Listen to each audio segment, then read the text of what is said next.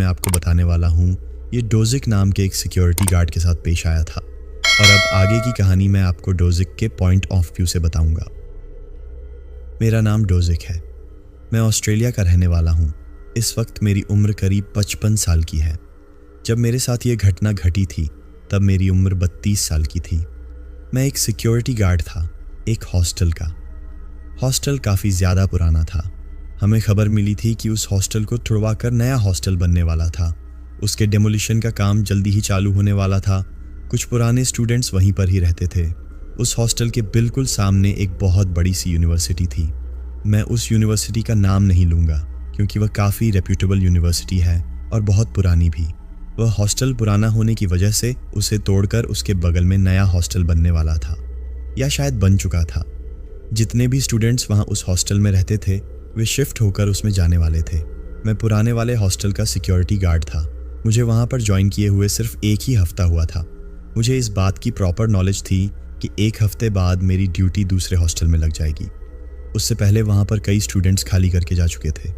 1-2 students ही बचे थे और वे भी 3-4 दिनों में वहाँ के रूम्स को छोड़कर शिफ्ट करने वाले थे। जब तक उस हॉस्टल में एक बच्चा खाली नहीं कर देता तब तक मुझे वहीं पर ही ड्यूटी करनी थी। हालांकि इसके मुझे अच्छे पैसे भी मिल रहे थे। तो फिर मैं वहीं पर कुछ दिनों के लिए जॉब करने लगा। बड़ा अजीब सा हादसा था। उस दिन काफ़ी ज़्यादा बारिश हो रही थी। बादल भी काफ़ी ज़्यादा गरज रहे थे। हॉस्टल का पावर सोर्स भी काफ़ी ज़्यादा ख़राब था क्योंकि वह पुराना था। वायरिंग में दिक्कत हो रही थी, इसलिए कुछ हिस्सों में लाइट आ रही थी और कुछ हिस्से बहुत ही बुरी तरह से ख़राब हो चुके थे। उनमें लाइट भी नहीं आ रही थी। छतें लीक कर रही थीं। बहुत ही ख़राब हाल था हॉस्टल का। अगर एक छोटा सा भी भूकंप आता तो मेरे हिसाब से वह गिर जाता। वह 2 फ्लोर का ही हॉस्टल था, ज़्यादा बड़ा भी नहीं था। उस वक्त रात के करीब 2 बज रहे थे। बारिश काफ़ी ज़्यादा तेज़ी से हो रही थी और उसकी आवाज़ भी काफ़ी ज़्यादा तेज़ आ रही थी। बादल भी गरज रहे थे। मैं अपने केबिन में बैठा हुआ चाय पी रहा था और तभी मुझे अचानक से हॉस्टल के दूसरे फ्लोर से उन दोनों बच्चों के चिल्लाने की आवाज़ आई जो कि वहाँ पर रहते थे। मैंने उनकी आवाज़ सुनी और मैं बहुत ज़्यादा डर गया था। ज़ोर की बारिश की आवाज़ में और बादलों की गरज में उन दोनों की आवाज़ ऐसे आई और वह दोनों आवाज़ें उन सब आवाज़ों में मिल गईं। लेकिन पता नहीं मैंने कैसे उन दोनों की आवाज़ें सुन ली थीं। मैं फ़ौरन चौकन्ना हो गया। कप वहीं पर छोड़ी, हाथ में टॉर्च और डंडा लिया और दोबारा हॉस्टल के उसी हिस्से की तरफ जाने लगा जहाँ पर वह लोग रहते थे। दरअसल वह लोग हॉस्टल के दूसरे फ्लोर पर रहते थे और उस हिस्से में लाइट आ रही थी। मैं फ़ौरन दूसरे फ्लोर की तरफ गया। वह लोग उस फ्लोर के एकदम आखिरी 2 रूम्स में रहते थे। मैं उधर ही जा रहा था। जब मैं सीढ़ियों पर चढ़ा था तो उस फ्लोर के हिस्से पर लाइट नहीं आ रही थी। अंधेरे में टॉर्च का इस्तेमाल करते हुए दूसरे फ्लोर पर गया और उन दोनों आखिरी कमरों की तरफ जाने लगा। जब मैं उन दोनों आखिरी कमरों की तरफ जा रहा था तो मुझे उनकी एक और बार चिल्लाने की आवाज़ आई और मैं वहीं पर ही रुक गया था। लेकिन एक अजीब सा इत्तेफाक हो रहा था। जितनी बार वो लोग चिल्ला रहे थे बादल उसी वक्त उतनी ही तेज़ी से गरज रहा था। मुझे थोड़ा सा अजीब लगा, लेकिन मैंने अपने आप को संभाला और आगे की तरफ बढ़ता चला गया। जब मैं उन दोनों आखिरी कमरों के पास पहुंचा तो वो दोनों अंदर से बंद थे। एकदम शांत माहौल था। बारिश भी तेज़ हो रही थी और बादल भी गरज रहे थे, लेकिन मुझे उनके चिल्लाने की आवाज़ अब बिल्कुल भी नहीं आई। मैंने अपने हाथ में पकड़े हुए डंडे से उनके दरवाजे को नॉक किया और काफ़ी ज़्यादा ज़ोर से। कोई भी हलचल नहीं हुई, कोई आवाज़ नहीं आई। मुझे थोड़ा अजीब लगा। मैंने फिर दोबारा नॉक किया और उनसे पूछा कि सब कुछ ठीक है ना। उनका फिर कोई जवाब नहीं आया। ऐसा लग रहा था कि वहाँ पर कोई है ही नहीं। वो लोग सो चुके हैं या फिर वो लोग हैं भी नहीं। मुझे थोड़ा सा अजीब लगा। मैंने सोचा मैं दोबारा अपने केबिन पर जाकर वहाँ पर रखे हुए फ़ोन से हेड ऑफिस में इन्फॉर्म करूँ, क्योंकि हमें अलाउड नहीं था कि हम किसी के भी कमरे में ज़बरदस्ती घुस सकें, वरना मैं चाहता तो दरवाजे को तोड़ के भी अंदर घुस सकता था। लेकिन फिर मैं दोबारा अपने केबिन की तरफ जाने लगा। जैसे ही मैं उस दूसरे फ्लोर की सीढ़ियों के पास पहुंचा और नीचे उतरने लगा, मुझे दोबारा वहीं चिल्लाने की आवाज़ आई और अब मैं फ़ौरन पीछे घूमा। मुझे थोड़ा डर भी लगा, लेकिन मैंने हिम्मत की और जब मैं पीछे घूमा तो वो दोनों दरवाजे जो कि बंद थे अपने आप खुल गए थे। तज्जुब की तो बात यह थी कि मैंने उन दोनों बच्चों को सुबह से लेकर शाम तक देखा भी नहीं था। वो लोग अपने हॉस्टल से बाहर तक नहीं निकले थे। क्या हुआ था मुझे कुछ भी नहीं पता। मैं भागते हुए जब उनके कमरे की तरफ गया तो वो दोनों कमरे खाली थे। वहाँ पर कोई भी नहीं था। सारा सामान बिखरा हुआ था एक जगह से दूसरी जगह। दोनों कमरों का हाल वैसा ही था, जैसे किसी ने कुछ ढूंढने की कोशिश की हो। सारे सामान को एक तरफ से दूसरी तरफ फेंक दिया हो। ज़मीन पर काफ़ी ज़्यादा गंदगी थी। कमरे से बदबू आ रही थी। उन दोनों कमरों के जब मैंने वॉशरूम्स चेक किए तो वो भी बुरी तरीके से गंदे थे। 1 मिनट भी रुकना मेरे लिए बहुत ही ज़्यादा मुश्किल हो रहा था। मैंने सोचा कि अब मैं जाके इन्फॉर्म कर ही दूँ। अब मैं भागते हुए उसी कॉरिडोर से होते हुए चुपचाप अपने केबिन की तरफ जा रहा था। वो आवाज़ दोबारा आई। अब मुझे डर लगने लगा था। मैं रुका भी नहीं, लेकिन कहीं ना कहीं मेरे दिमाग में ये ज़रूर घूम रहा था कि हो ना हो ये दोनों बच्चे मेरे साथ शरारत कर रहे हैं और अब मैं उनकी कंप्लेंट करने वाला था, क्योंकि मैं बहुत ज़्यादा डर गया था और ये हरकत भी बहुत ज़्यादा गलत थी। जब मैं अपने केबिन के पास पहुंचा तो मैंने देखा कि वो दोनों लड़के बालकनी में खड़े हैं। बालकनी के उस हिस्से में जिधर अंधेरा था वो लोग ऐसे खड़े हुए हैं जैसे कि अपने हाथ को बालकनी से लटका कर खड़े हों, सिर नीचे ज़मीन में कूदने की तैयारी कर रहे हों। वो लोग पागल हो गए थे। क्या हो गया था उन लोगों को? मुझे कुछ भी समझ में नहीं आ रहा था। मैंने फ़ौरन सब चीज़ को इग्नोर किया। केबिन में रखे फ़ोन को उठाया और नंबर मिलाने लगा। बारिश इतनी ज़्यादा तेज़ हो रही थी कि फ़ोन कनेक्ट ही नहीं हो रहा था। सामने जो कॉलेज था वो भी एकदम अंधेरे में डूबा हुआ था। ऐसा लग रहा था कि सब कुछ पहले से ही प्लान्ड हो, सब कुछ एकदम उसी हिसाब से हो रहा हो जैसा किसी ने सोचा हो। मुझे कुछ भी समझ में नहीं आ रहा था।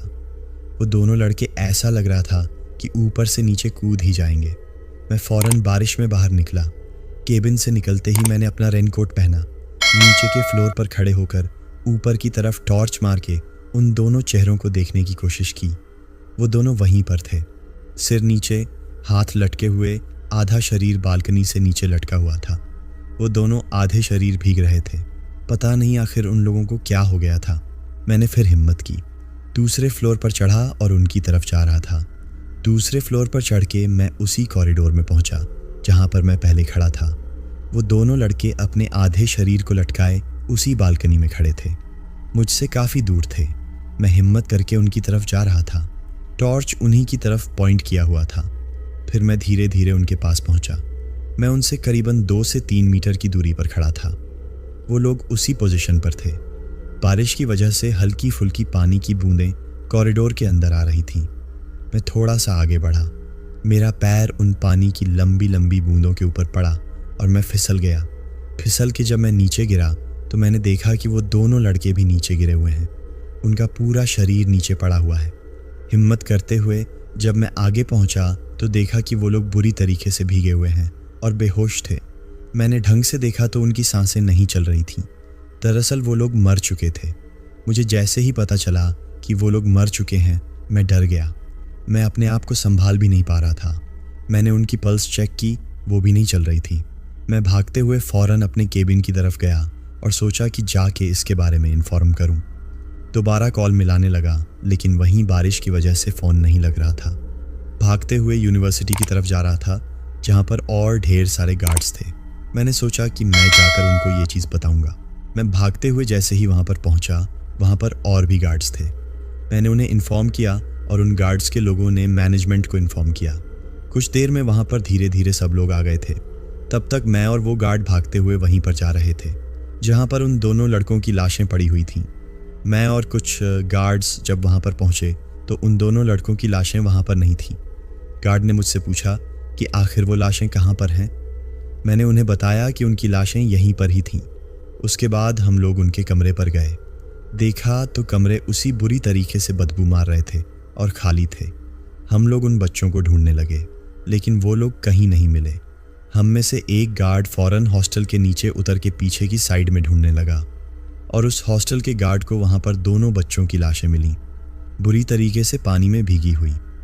हॉस्टल के पीछे का हिस्सा बहुत ही ज़्यादा बड़ा था। जंगल था, पीछे छोटे मोटे तालाब भी थे। आधा शरीर उन लोगों का फूल चुका था। देखने में ऐसा लग रहा था कि जैसे वो लाशें बहुत देर से वहाँ पर पड़ी हों। धीरे धीरे पूरे मैनेजमेंट को इन्फॉर्म किया गया। पुलिस वाले भी आ गए। मेरा स्टेटमेंट भी रिकॉर्ड किया गया।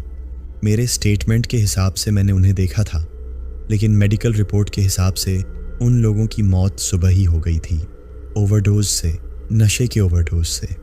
उन्होंने नशा किया हुआ था और फिर शायद वो लोग ऊपर टेरेस से पीछे की तरफ गिर गए थे लड़ाई झगड़ा करते हुए। क्योंकि उनके चेहरे पर मारपीट के निशान भी थे और शरीर बुरी तरह से फूला हुआ था और टेरेस का दरवाज़ा भी खुला हुआ था। और ये सारी चीज़ें मेरे वहाँ पर आने से पहले ही हो चुकी थीं। पुलिस वालों को जब मैंने अपना स्टेटमेंट दिया तो कुछ और ही था और मेडिकल रिपोर्ट कुछ और ही बता रही थी। पुलिस वालों ने उस वक्त ये भी चेक किया कि मैंने कोई नशा तो नहीं किया हुआ था और मेरी बॉडी में किसी भी तरह का कोई भी नशा नहीं पाया गया। मैंने आखिरी दम तक अपना स्टेटमेंट नहीं बदला। मैंने उनसे यही कहा कि मैंने उन दोनों की लाशों को देखा था, वो मेरे सामने ही थीं। उसके बाद उनके पेरेंट्स को भी इन्फॉर्म किया गया था। सब कुछ बहुत ही ज़्यादा अजीब था। मैंने इसके बारे में कई लोगों को बताया। मैंने सच में उनकी लाशों को चलते हुए देखा था। वो जिंदा थीं, लेकिन ये स्टेटमेंट कोई भी फ़ायदेमंद नहीं था। मुझसे काफ़ी दिन तक पूछताछ भी चली और फिर ये केस मेडिकल रिपोर्ट के ज़रिए बंद कर दिया गया। वो एक हादसा था और वो लोग नशे के ओवरडोज से ही मरे थे, लेकिन उनकी आत्माएं या उनकी लाशें उस हॉस्टल में घूम रही थीं। जिस दिन इस हादसे के बारे में पता चला उसके कई दिनों तक मैं वहाँ पर गार्ड की नौकरी करता रहा था, जब तक वो बिल्डिंग तोड़ी नहीं गई थी। और उन दोनों लड़कों के होने का एहसास मुझे अक्सर होता रहता था। मेरे अलावा कई और स्टूडेंट्स ने भी ऐसा महसूस किया कि रात के अंधेरे में वहाँ पर दो लोग दौड़ रहे हैं, बातें कर रहे हैं, हंस रहे हैं। और फिर करीबन 1 से 2 हफ्ते बाद उस पूरे हॉस्टल को तोड़ दिया गया और वहाँ पर एक दूसरा हॉस्टल बना दिया गया। लेकिन फिर भी वो आत्माएं अक्सर कई लोगों को दिखी ही हैं और वहाँ पर घूमते हुए कई लोगों को नज़र भी आई हैं। तो दोस्तों, यह थी पहली कहानी। अब मैं आपको दूसरी कहानी सुनाऊंगा जो मर्फी नाम के एक आदमी के साथ पेश आए एक अजीब वाक़ये की दास्तान है। आइए सुनते हैं मर्फी की ज़बानी। मेरा नाम मर्फी है और मैं कनाडा का रहने वाला हूँ। ये उस वक्त की बात है जब मैं एक कब्रिस्तान में सिक्योरिटी गार्ड की नौकरी किया करता था। वैसे तो कहा जाता है कि कब्रिस्तान में भला किस सिक्योरिटी की ज़रूरत, लेकिन जिस इलाके में ये कब्रिस्तान था वहाँ अक्सर नौजवान लड़के नशा करने और गलत कामों के लिए घुस आते थे। कई बार वहाँ मुजरिमाना सरगर्मियाँ भी हो चुकी थीं, इसीलिए वहाँ एक सिक्योरिटी गार्ड रखा गया था जो कि मैं था। मुझसे पहले वहाँ एक बुज़ुर्ग आदमी काम करता था, लेकिन वह रिटायर हो गया और उसकी जगह मुझे मिल गई। वह कब्रिस्तान एक चर्च के बिल्कुल पीछे था, लेकिन दोनों की दीवारें अलग थीं। इन दोनों जगहों पर जाने का बस एक ही रास्ता था और उसी रास्ते पर मैं खड़ा होता था। वह कब्रिस्तान बहुत ही बड़ा और पुराना था। मुझे वहाँ काम करते हुए तकरीबन 1 हफ्ता हो चुका था और उस 1 हफ्ते में मैंने इतनी लाशें देखी थीं जितनी मैंने ज़िंदगी में सोच भी नहीं सकता था। रोज़ किसी न किसी की तदफीन की रस्म होती। लोग रोते हुए आते और अपने प्यारों को मिट्टी के सुपुर्द करके चले जाते। अब यह सब मेरे लिए एक आम सी बात हो गई थी, लेकिन जब मैं लोगों को रोते हुए देखता तो मुझे बहुत अजीब लगता था। मेरे घर में मेरे बूढ़े माँ बाप भी थे। मैं अक्सर उनके बारे में सोचता कि जब वह नहीं रहेंगे तो शायद मैं भी ऐसे ही टूट जाऊंगा। बस यही सब चीज़ें मैं सारा दिन सोचता रहता था। एक बार एक बहुत ही अजीब लाश लाई गई। उसकी हालत इतनी ख़राब थी कि बयान से बाहर है। जब वह लाश आई तो उससे इतनी शदीद बदबू आ रही थी कि वहाँ खड़ा होना मुश्किल था। शायद वह कोई लावारिस लाश थी जिसे पुलिस वाले लेकर आए थे। उसे ठीक से डीकम्पोज भी नहीं किया गया था और न ही किसी मेडिकल हाउस भेजा गया था, क्योंकि उसकी हालत बहुत बिगड़ चुकी थी। उसे दफनाने के लिए चंद लोग आए थे। पता नहीं वह किस चीज़ की बॉडी थी। शायद उसमें कोई बीमारी थी, क्योंकि उसे पूरी तरह पॉलीथीन में लपेटा हुआ था। तमाम रसूमात के साथ उसे दफना दिया गया। मैं दूर खड़ा ये सब देख रहा था। वह दिन के वक्त आए थे और 1 घंटे में सब कुछ करके चले गए थे। मैं अक्सर दिन की शिफ्ट ही करता था और उस दिन भी अपनी शिफ्ट ख़त्म करके चला गया। तकरीबन 1 महीने बाद मेरी शिफ्ट तब्दील हुई और मुझे रात की ड्यूटी मिल गई। जो गार्ड पहले रात की शिफ्ट करता था, मुझे उससे सारी जानकारी लेनी थी कि रात के वक्त अक्सर लोग कहाँ से कब्रिस्तान के अंदर घुसने की कोशिश करते हैं। उस रात मेरी पहली नाइट शिफ्ट थी। उसने मुझे सब कुछ समझाया और फिर मैं वहाँ रात की ड्यूटी करने लगा। मेरी शिफ्ट रात के 9 बजे से शुरू होती थी। वहाँ मेरे लिए एक अलग से केबिन बना हुआ था जो कब्रिस्तान के गेट के पास ही था और सड़क से कुछ ही दूरी पर। मतलब वहाँ से मुझे सड़क और आती जाती गाड़ियाँ साफ दिखाई देती थीं। मैं वहीं बैठा हुआ था। रात के तकरीबन 1 या 2 बज रहे थे। मुझे नींद नहीं आ रही थी, तो मैं अपने केबिन से बाहर निकलकर टहलने लगा और सिगरेट पीने लगा। सिगरेट पीते पीते मुझे अचानक एक बहुत अजीब सी बदबू आने लगी।